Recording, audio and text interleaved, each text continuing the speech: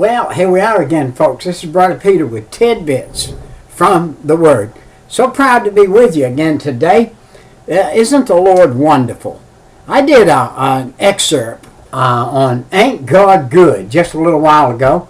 And if you want to find that, you go into the most recent on this YouTube thing, and you can find it, Ain't God Good? And He is excellent. He is a wonderful God. Every single solitary thing in His words points to His goodness. Even the evil things point to His goodness. When He had to bring evil upon somebody to show them His goodness, because they had forsaken where He was. Now, I'm in a seminary. It's called Titus Baptist Seminary, and this is how you find it. You click on to it at www.titusbaptistseminary.org, all one word, and you can see it. Now, it's a free seminary. You'll have to buy your own books and do a little cover thing there. And then we're at faithlagrange.com, and you will find the church that I belong to, and you can see live our preacher. And you can glean some precious messages from that man. You can glean some Bible truths from that man if you will get on and watch some of those services. Not only will you glean from him, but you can enjoy the singing, the prayer time, the preaching. You can enjoy it all on that website on faithlagrange.com. Beautiful. Good preacher. God's man, sold out. 100% sold out. God's man has a repertoire behind him. Before he got saved, he had become the world, listen to this, world champion archer. Not only once, but twice. This shows the kind of man he is. When he goes after something, he goes all the way.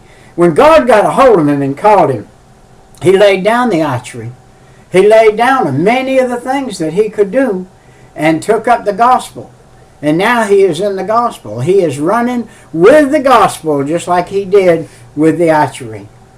And one of these days he's going to be a world-renowned preacher. As far as I'm concerned, he's world-renowned now in his stewardship.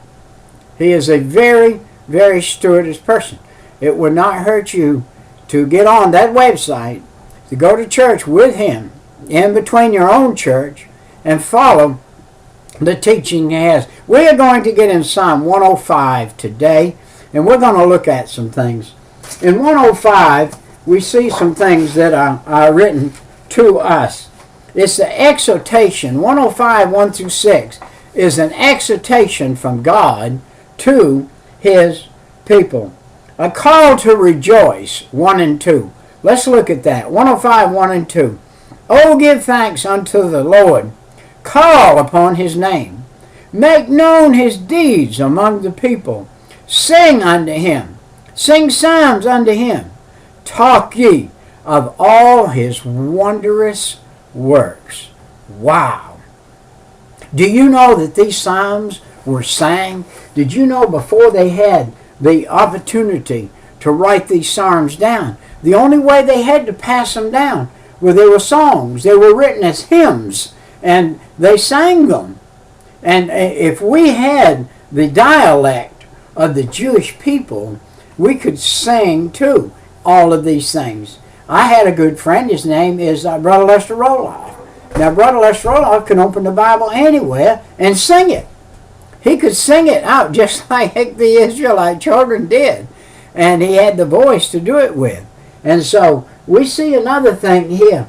We see 3 and 4. Let's look at 3 and 4 and see what it is. A call to return. A call to return. 3 and 4. Glory ye in His holy name. Let the heart of them rejoice that seek the Lord. Seek the Lord and His strength.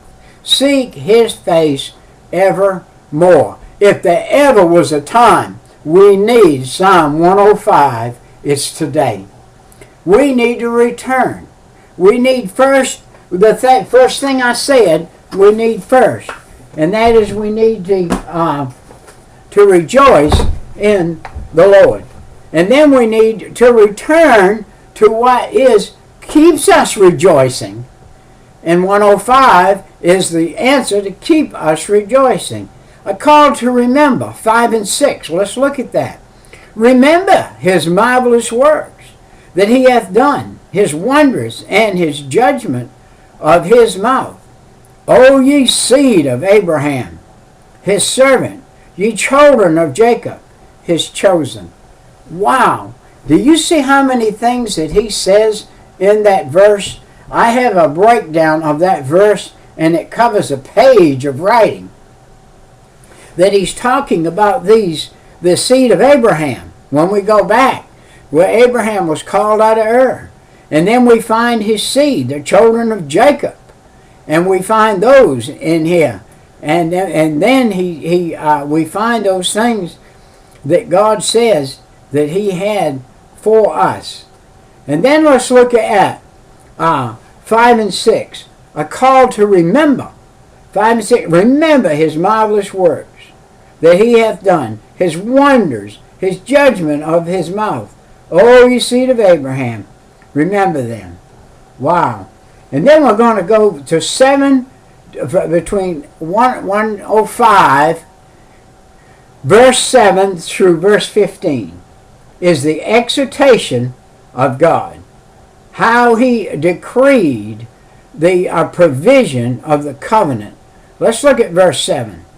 He is the Lord our God. His judgments are in all the earth. Now, when God judged the land over there, the 12 tribes of Israel were in, God looked down from heaven and he saw the land, and he judged the tribes and the land. And he put each tribe on a piece of land, gave them a piece of land that they were to fill, multiply, fill that piece of land up appropriate, and at the same time they were to worship God, come to the tabernacle, do their sacrifices every year, do what they were supposed to do. And that required, as well as joy, it required punishment too. It required judgment. If they were judged unfaithful in that, then they were judged by that, and that made them come back, and they could enjoy the goodness once they got straightened out. Now let's look at verse 8. The sincere, how sincere God is. Verse 8. He hath remembered his covenant forever, the word which he commanded to 1,000 generations. Wow, that is some statement. 1,000 generations? Man, that would be 40,000 years, wouldn't it? That would be 40,000 years, 1,000 generations, if I'm correct. It would be. You might ought to check that out and make sure Brother Peter's correct, and if I'm not, let me know. And but I'm believing that's what that is. Wow, that is something. 1,000 generations. Man. Now let's look at verse 9 through 10. The selective, how selective God is. He is selective. Which covenant he made with Abraham, and his oath unto Isaac, and confirmed the same unto Jacob for a law, and to Israel for an everlasting covenant. He made this an everlasting covenant. When he made a covenant with Abraham, it was to be an everlasting covenant. And as far as human beings go, it ended with Jesus going to the cross. That was the end of that seed, because Jesus fulfilled that seed. And now we need it no longer. But there is going to be a throne after David's throne, after the seed of Abraham, and after Jesus Christ. In the new reign, in the new millennium, and whatever, there's going to be the same people resurrected. And they're the same people resurrected, and they have the same dossier they had when they were on the earth. And by the way, when you and I get to heaven, we're going to be known in heaven as we're known on the earth. Wow, that is really something. Now, that was 9 and 10. Let's look at the specifics. The specifics of how specific God is. In verse 11, and just this one verse, let's look. Saying, unto thee will I give the land of Canaan, the lot of your inheritance. That's specific. He's saying in that one verse the specific things. I'm studying the book of Revelation behind Dr. Jeremiah and the book of Daniel. Well, we find a verse even in Matthew, we find a verse that covers this. It covers 4,000 or 5,000 years, and then it has a skip and covers another 1,000 years. 1,000-year reign. So it covers up to a place, and then it breaks in the middle, and if you don't see it or find it, you'll interpret the verse wrong. Because the second half of the verse is about another 1,000 years, called the millennial reign. And then in between there is a 7-year reign that's just 7 years and a few days. And so we see that in there. And so let's look again back to verse 105 and 12, how God delivered the people of the covenant. How God delivered the people of the covenant. Now, once those people became the people of that covenant, and he gave it to them, then he had to deliver them out of places that they were in. And so the polarity of people in verse 12, let's look at it. It said, and then believed they his words, and they sang his praises. Wow. Oh, if you and I would believe the words in this Bible, we would continually sing his praises. And when the time came to say, oh me, we would say, oh me. I said to my preacher the other day, it's very difficult to say amen when you happen to say, oh me. And I don't know of many people who don't have to say, oh me, when it comes to things like knowing this particular psalm. Wow. I can say, until I studied this psalm, I can say, oh me, I read it. But it didn't mean to me, just reading it, what it meant to me when I started studying it. When you start studying it, it's different. Wow. You say, goodness gracious, that one verse, like this one right up here, covered the rebuke, the Red Sea. Boy, covered some things. Man, we're going to get there later. All right, verse 13. The pilgrims of the people, they were pilgrims in this world, on this earth. These folks from Abraham's seed were new pilgrims on this earth. They were God's pilgrims. They were to have God as their master and their leader, and they were crossing this earth. Let's look at that. They soon forgot his works. They waited not for his counsel. I got news for you, my friend. How many times have I not waited on the counsel of the Lord? Ran ahead of God. Ran too far behind God that I lost sight of him. We need to be careful that we don't do that. We need to be careful that we don't do that. And that's what happens. Look, verse 14. Let's see what we got here. Verse, 14 and 15. How he protected his people in spite of their determination to go their own way. He gave them sense in their head and said, use it for me and in me, pray about it, and I'll give you the right thinking, the right thoughts. But no, they got stubborn and mule-headed and wanted to do it their way and not God's way. And God said, when he said turn left, I mean left. And they continually wanted to turn right. God said, would you do me a favor and do what I ask you and just turn left, and I won't have to bring judgment on you. I can deliver you peacefully. You don't have to go through all this trouble, heartache, and everything. But no, let's read 14. But lusted exceedingly in the wilderness, tempting God in the desert. Woe, the lust of the flesh, the pride of life. Two evils that will get you every time. the lust of the flesh, the pride of life. You say, Brother Peter, do you have a problem with that? I would say to you, if you say you don't have a problem with that, you're probably a liar. If you say you do not have a problem with that, you are probably a liar. Do I need to say it again?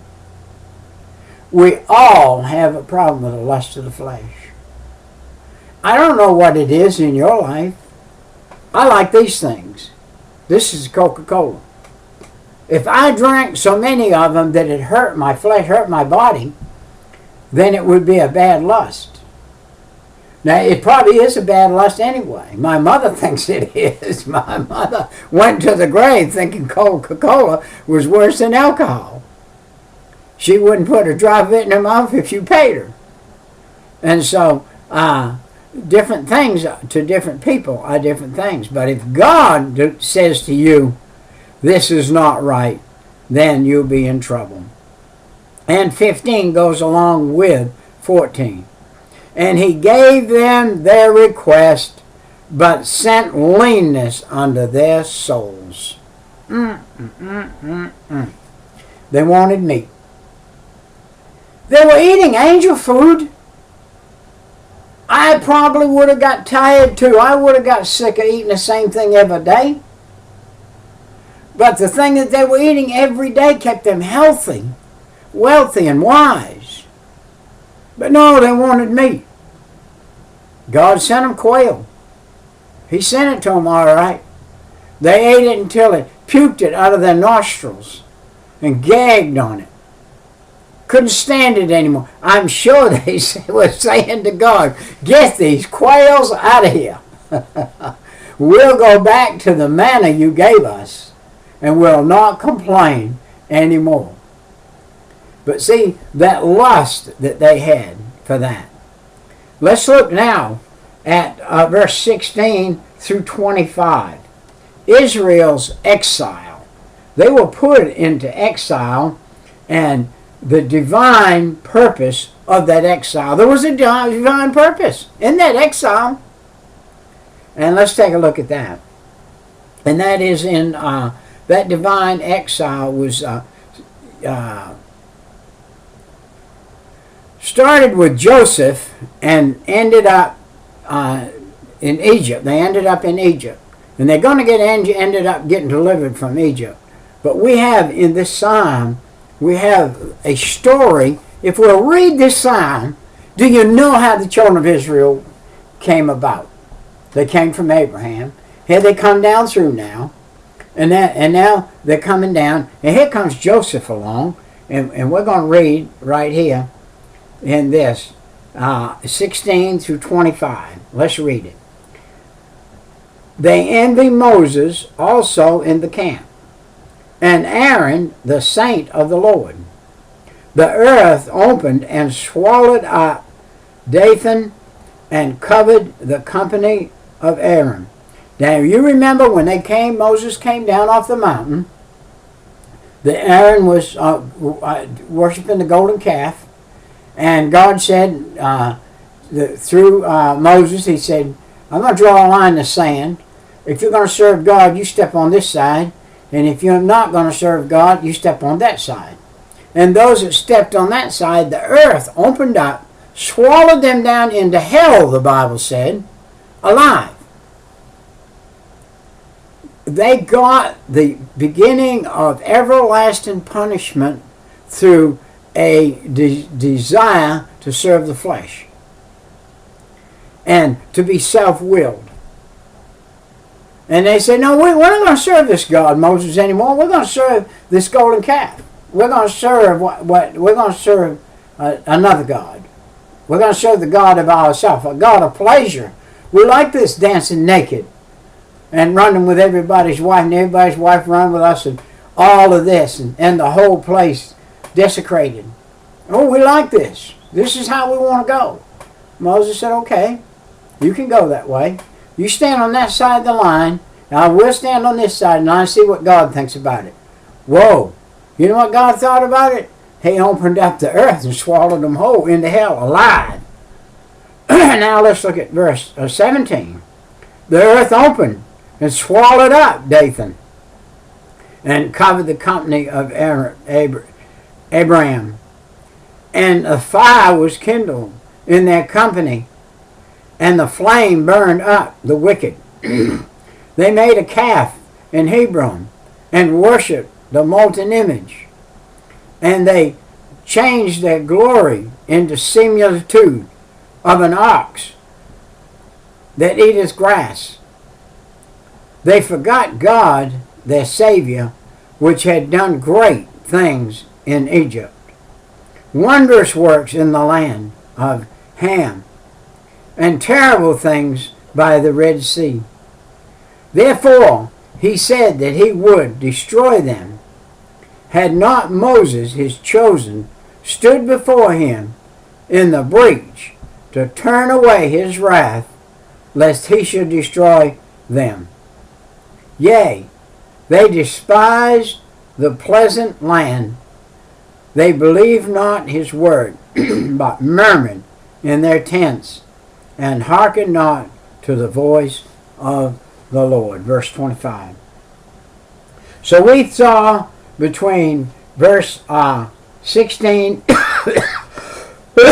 25, we saw divine purpose.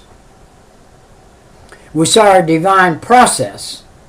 God worked a divine process, and it took judgment to do it. Some made it and some didn't. You know what kills me? When they went to Egypt, that God gave them the best of the land in Egypt. The very best. Those Egyptians said, you are not bringing a herder into this up here on this sand mountain where the Egyptians live. You're going to have to stay down there in the valley by the river in the land of Goshen. Well, I got news for you. That was the fertile land. That was the best land. God gave them the best land in Egypt. and met all of their needs. Yes, they were slaves. But who cares if you're a slave or a servant? You got the best food. You got the best place to live. You got the best meat. You got the vegetables. Everybody's going to have to work by the sweat of his face to eat and live. So you might not have been getting paid money, but you had everything you needed.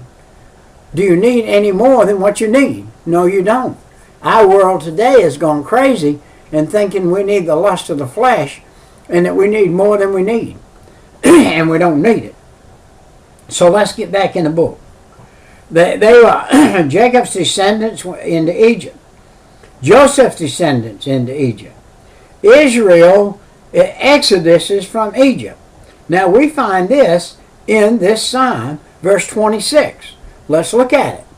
It said, therefore, he lifted up his hand against them to overthrow them in the wilderness.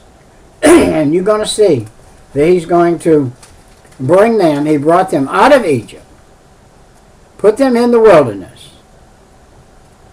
Do you know how far God was from them in the wilderness at all times? Do you know how far he was?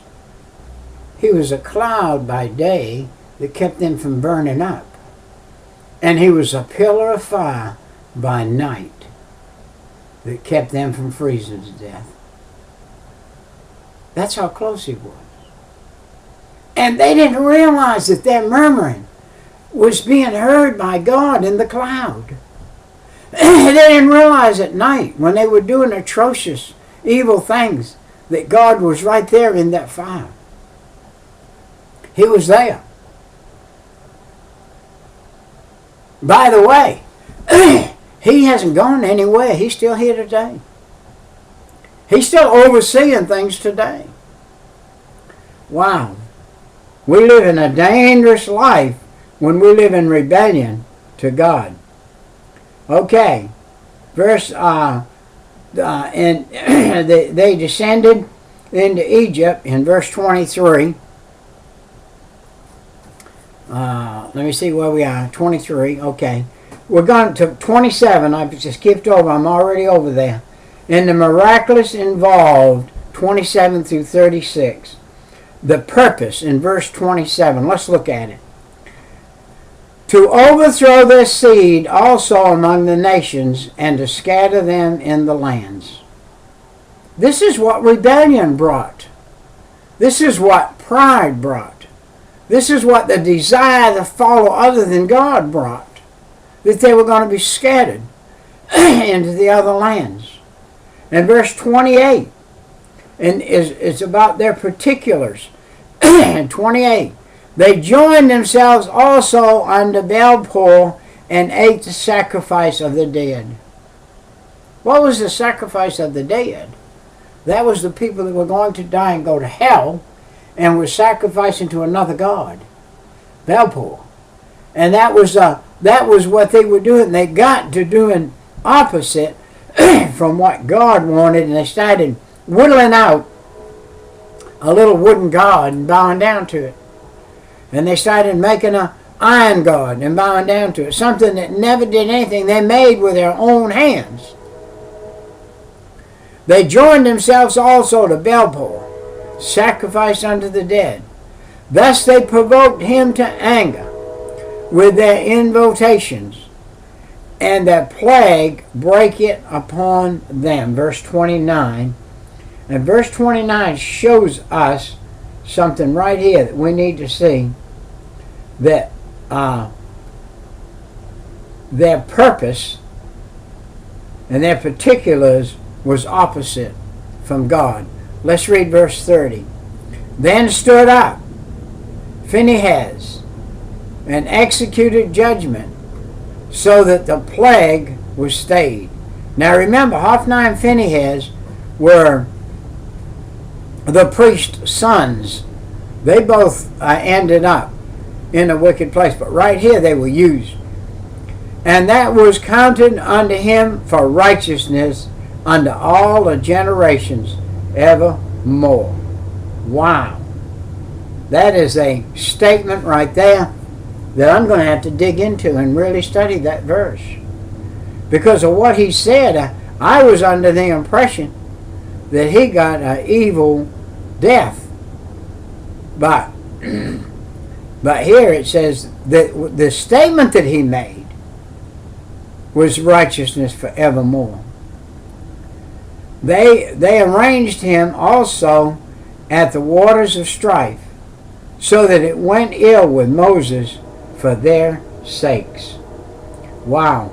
In verse 34, 29 through 31, 29 to 31 was filled in Egypt in disgust.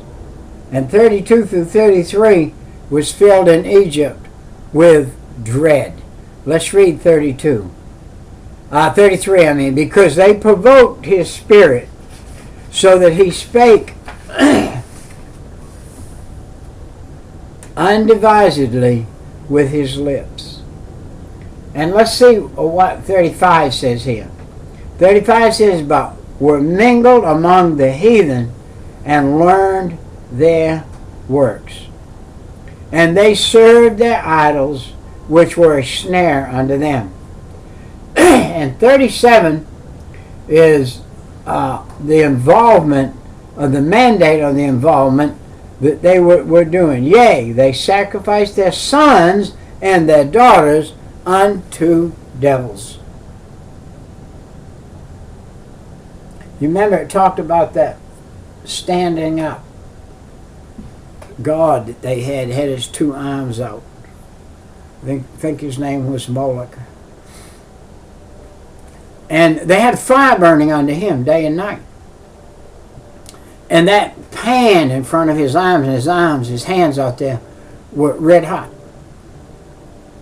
They actually took their children and laid them in the hands of that God and cooked them to death, believing they were worshiping and believing they were properly doing it. They were so beguiled. Listen, when God moves himself out of the way, the only one left is the devil. And the devil will take the most evil thing in the world and make it look good to a person who has left God out of his life. I see that today. I see it today. I have, even in my family, people who have rejected to follow God, who were raised godly, but they reject to follow God. And they're being given up slowly, more and more and more and more. They're becoming more and more sadistic, following the devil more and more and more. The end of that's going to be sudden death, probably early death. If they're truly saved, I would be surprised if they lived very long, because there's going to come a quick time of death for them. God's only going to let them go just so far, and He's going to kill their body, so that their soul will be in a better place than it would be otherwise. 38. Shed innocent blood, even the blood of their sons and their daughters, whom they sacrificed unto the idols of Canaan.